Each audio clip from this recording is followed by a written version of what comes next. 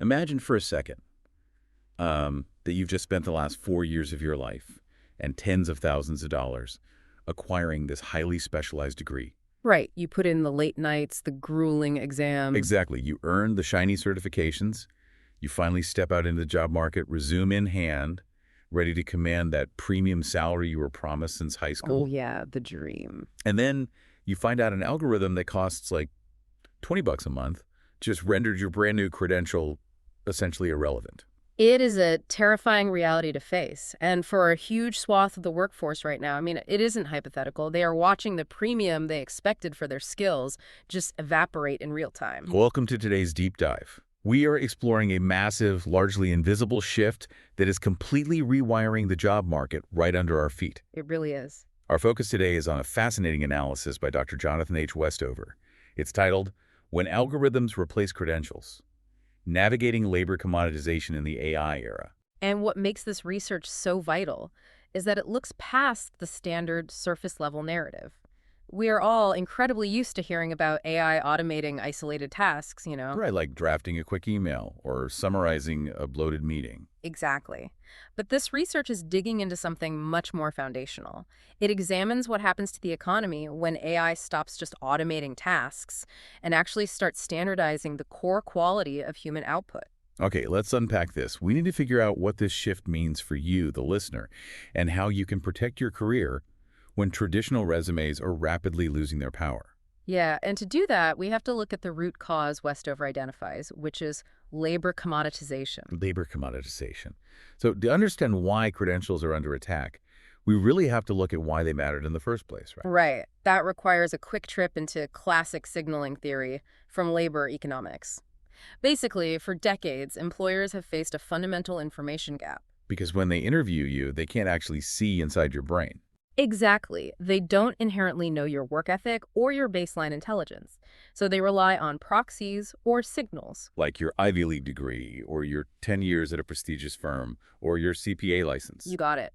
Those signals offer a guarantee of a certain level of human capital, and employers have historically been willing to pay a hefty premium for that guarantee. It's basically an insurance policy for the hiring manager. Totally. But AI fundamentally disrupts that equation through something called skill-biased compression. Skill-biased compression. If I'm understanding this correctly, generative AI isn't just making everyone faster, right? Right. It disproportionately boosts the performance of lower-skilled workers. That is the crux of it. The floor is being raised dramatically, while the ceiling remains relatively static. So a junior employee leaning on AI can suddenly produce work that looks remarkably similar to the output of a highly credentialed senior expert. I always think about it like giving everyone in a bowling alley those digital bumpers that pop up out of the gutters. Oh, that's a great way to look at it. Right. Suddenly, the total novice, who has never bowled a frame in their life, and the seasoned pro, who has practiced for 20 years, are both bowling strikes every single time. Yep. So if you're managing a bowling team, why on earth would you pay a massive premium to draft the pro? The bumpers, the AI, standardize the outcome regardless of the intrinsic skill of the bowler. That analogy perfectly captures the corporate mindset right now. And the data from the past few years proves this isn't just academic theory. Yeah. What's fascinating here is a massive study from 2026 analyzing roughly 50,000 workers on the freelance platform Upwork. They wanted to see the immediate shockwaves in the hiring market right after generative AI became widely public. Well, if AI acts as that great equalizer, I have to assume the data shows those expensive degrees and past experience badges stopped mattering almost overnight. The shift was incredibly rapid. In occupations that were highly exposed to AI, the predictive importance of human capital signals dropped by about 8% almost immediately. Wow, 8% just out of nowhere. Right. At the same time, employers' price sensitivity increased by 1 to 2%. Meaning they started caring a lot more about finding the cheapest option. Exactly. The demand gap, like the actual difference in hiring rates between high credential and low credential workers, compressed significantly by 6 to 10%. So when a hiring manager or a client realizes the AI tool guarantees a baseline of quality no matter who is using it, they just stop hunting for the best resume. If they start shopping for the lowest price. The underlying capability of the worker might still be higher, but if the delivered value to the client looks identical on paper, the labor market starts behaving like a commodity market. Price becomes the only real differentiator. Which completely upends the traditional strategy for career advancement. It really does. Yeah. But that leads to a rather uncomfortable question about who is actually vulnerable here. Because let me push back on this for a second. For my entire life, the conventional wisdom was to invest heavily in cognitive skills. Get a formal education, sit at a desk, use your brain, and you'll be insulated from technology. Weren't we universally promised that the robots were going to come for the manual labor and factory jobs first? Oh, we were absolutely promised that. The assumption was always that blue-collar physical labor was first in line, followed by maybe some simple clerical work. Right, leaving high-level cognitive work untouched for decades. Yeah, but the reality is what researchers call an exposure inversion. Based on recent studies, roughly 19% of the U.S. workforce is highly exposed to AI today. Meaning at least half of their daily tasks can be done twice as fast without any drop in quality, right? Exactly. And the people making up that 19% are overwhelmingly cognitive, non-routine knowledge workers. The breakdown in the research is just staggering. Like, translators and interpreters face an 80% task exposure. That's massive. Public relations specialists are at 64%. Technical writers are sitting at 33%, and financial analysts are anywhere from 15 to 32% exposed. Yep.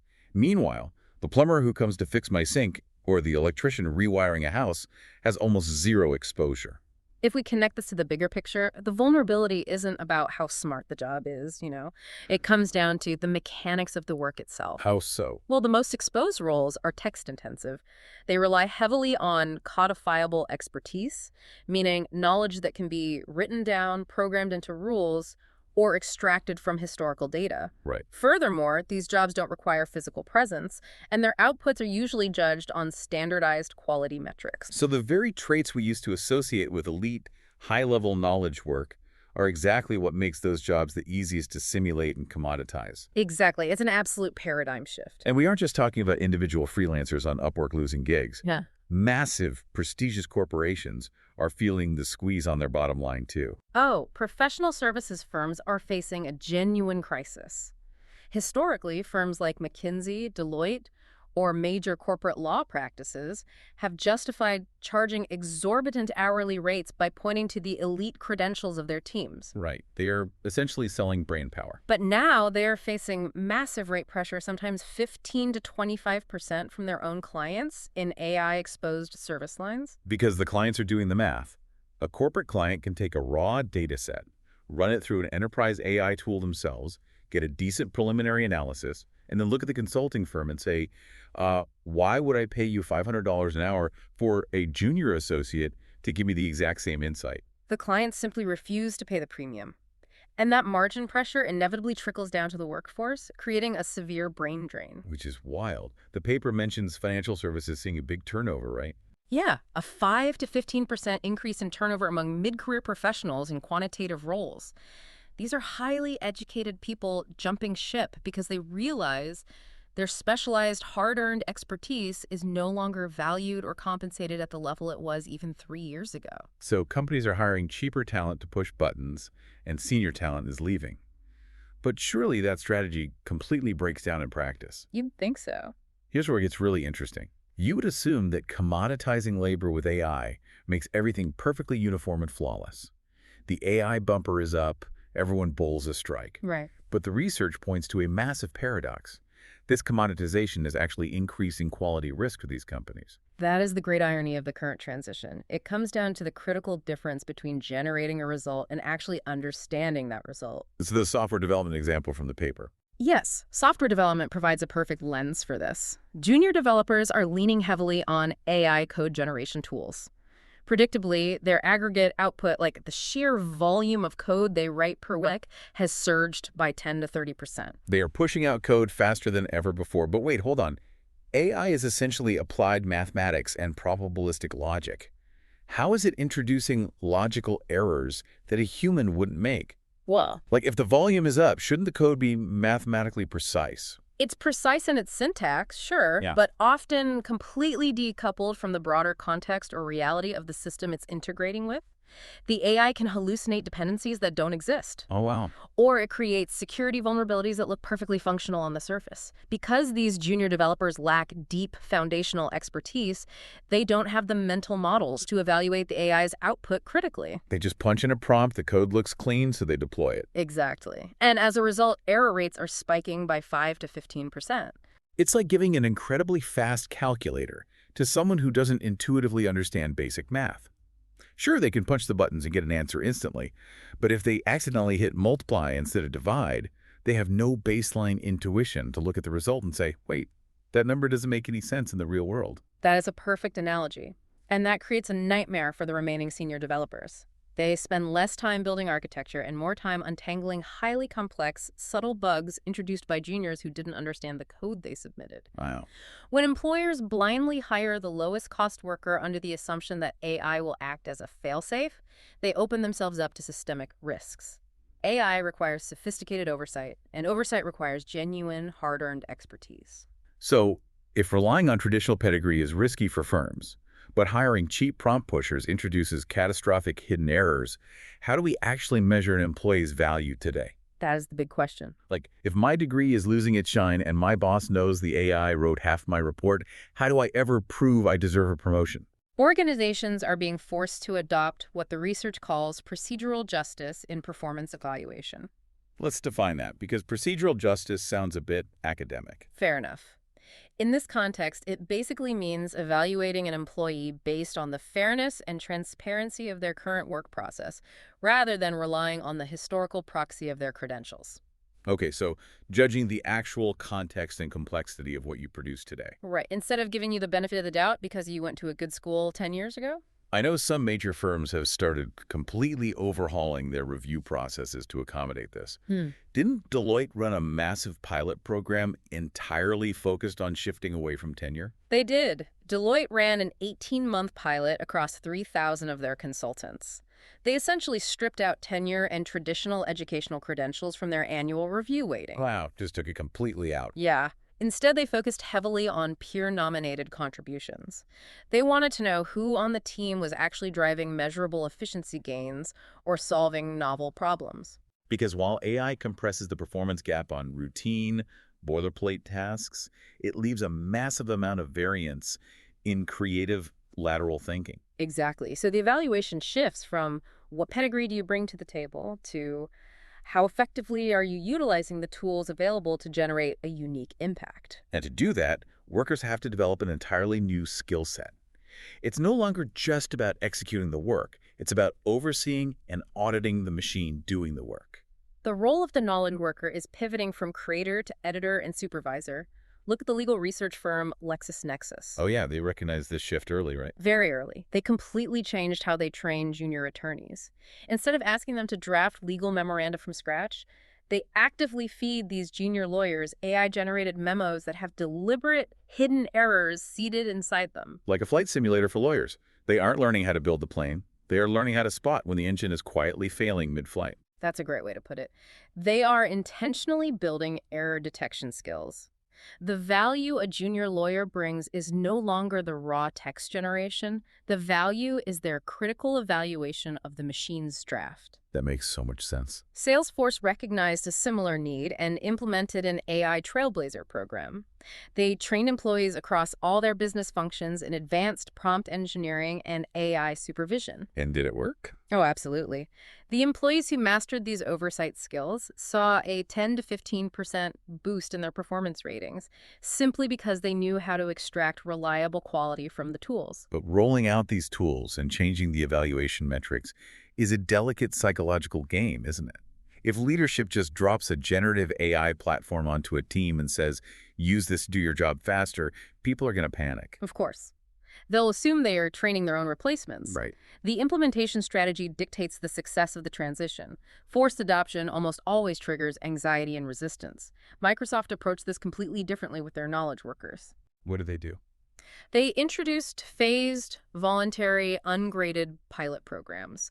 They basically gave people access to the tools in a sandbox environment and explicitly stated that their usage would not be tied to their performance reviews. Oh, so removing the immediate threat of evaluation Gives people the psychological safety to actually play with the technology, break it, and see what it's good at. Exactly. And that freedom led to vastly superior organic adoption rates compared to divisions that tried to mandate usage from the top down. So we are redefining the required skills, and we are changing how performance is measured. But if junior employees are suddenly capable of generating senior-level output with AI assistance, the entire corporate ladder starts to look completely different. It does. Does the traditional hierarchy even survive this? The structure of the modern firm is already mutating. KPMG provides a striking example here. They actually restructured their audit and advisory practices by creating these dedicated delivery centers. Delivery center. Yeah. They took junior and mid-level staff and heavily equipped them with AI to handle almost all the routine analysis and data synthesis. Which begs the question, what are the senior staff actually doing? If the juniors and the algorithms are crunching the numbers and drafting the reports, are the senior partners just out playing golf? No, hardly. The senior staff pivoted almost entirely away from production. They took the 20 to 30% time reduction they gained from offloading routine tasks and reinvested it into client relationships, complex problem diagnosis, and strategic framing. Oh, okay. They're doubling down on interpersonal skills, empathy, and deep contextual judgment. The exact traits an algorithm fundamentally lacks. That makes logical sense, but it also sounds like it shatters the traditional apprenticeship model. If the juniors are sequestered in delivery centers, just prompting AI for routine tasks, how do they ever build the foundational, granular expertise required to eventually become the senior person providing that nuanced strategic framing? That is the million-dollar question keeping executives awake at night. It is a profound structural risk. I bet. KPMG is attempting to mitigate it with rotational assignments, but there is a legitimate danger that we hollow out the middle of our workforce. If young professionals don't get their hands dirty wrestling with the underlying mechanics of their field early on, we might face a severe shortage of true experts a decade from now. This structural upheaval is also messing with the most sensitive part of working, which is compensation. I noticed in the research that Accenture piloted a completely new compensation structure for their technology consultants. Yes, they drastically reduced the base salary differentiation that used to be tied to a worker's credential level or years of service. Instead, they shifted a massive chunk of that compensation into variable pay directly tied to client satisfaction and project delivery speed. It's the ultimate meritocracy on paper. They're putting their money where their mouth is, rewarding the tangible outcome rather than the piece of paper on the wall. But let's be real, that is a massive double-edged sword. Oh, totally. If you're a high-performing rock star who knows how to leverage AI perfectly, that sounds incredible. You get paid for exactly what you deliver. But for a huge portion of the workforce, income stability is the primary goal. Right. If you have a mortgage, kids, and you just want a predictable paycheck, shifting to variable pay is terrifying. It completely strips away the safety net that your expensive degree used to provide. It introduces profound financial anxiety, and that transitions into what I found to be the most compelling and frankly heartbreaking section of the research, the psychological toll of commoditization. Yeah, the identity threat. The qualitative interviews Westover conducted are poignant. You have brilliant technical writers, veteran translators, quantitative analysts, all experiencing an intense identity threat. For many knowledge workers, their professional identity is inextricably linked to their specialized esoteric knowledge. So when they suddenly realize, as one respondent explicitly put it, anyone can do this now, the psychological foundation crumbles. It's a form of professional grief. You are mourning the loss of your unique, irreplaceable value. How does a company even begin to fix that? You can't just throw a variable pay bonus at an existential crisis. You really can't. Organizations have to find a way to proactively anchor their employees' identities in something that transcends technical superiority. The paper highlights companies like Patagonia as an alternative model. Now, Patagonia is pretty unique. True, but the underlying psychology of their approach is highly instructive here.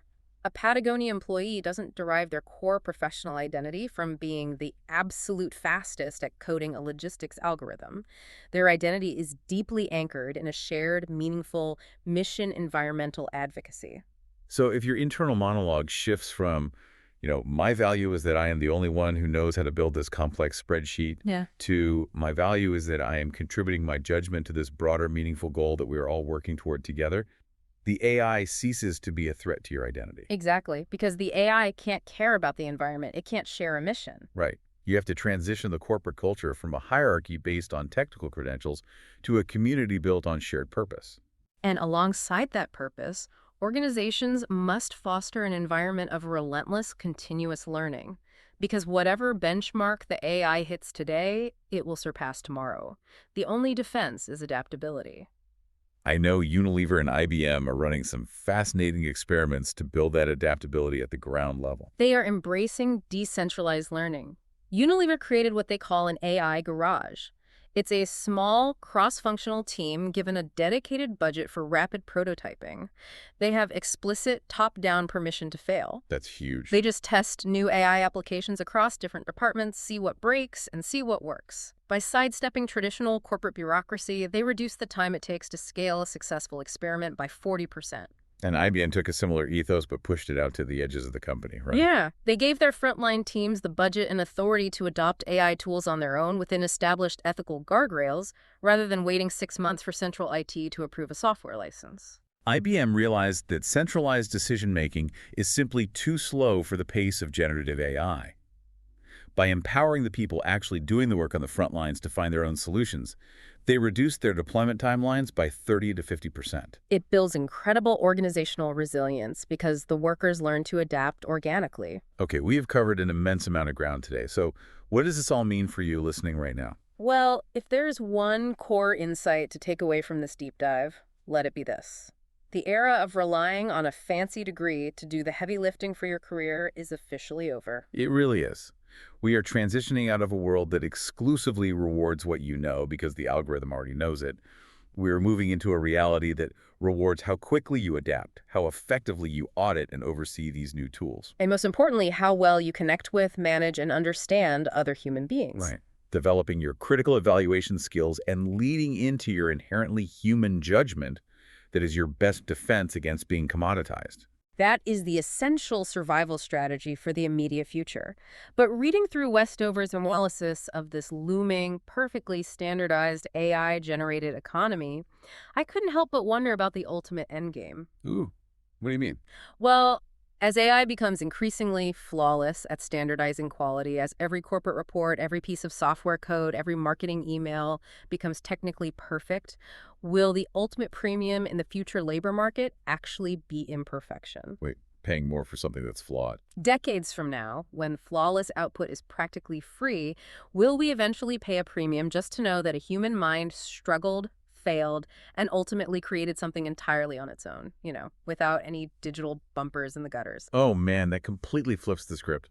We've spent centuries trying to engineer the human struggle out of our work. Yeah. And we might just end up paying a premium to get it back. It's a fascinating thing to mull over. It really is a provocative thought to keep in mind the next time you are polishing up your resume or stepping into a performance review. Thank you for joining us on this deep dive, and we'll catch you next time.